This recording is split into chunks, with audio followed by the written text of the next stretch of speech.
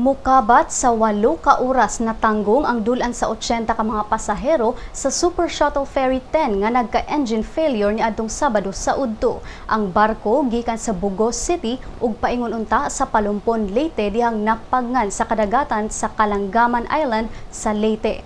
Si Bugos City Disaster Risk Reduction and Management Officer Ben Rodriguez niingon nga nagmalfunction ang maong barko usa ka oras ang milabay human mibiya ang ferry sa Pulam Bato Port sa Bugos.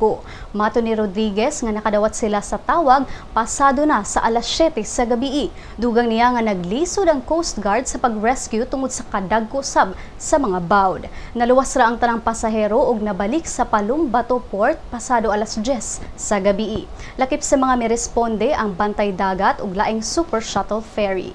Si Marina-Central Visayas Legal Officer Jose Cabatingan nipasalig kagahapon nga ang ilang counterpart sa Eastern Visayas mohimog investigasyon kabahin sa insidente.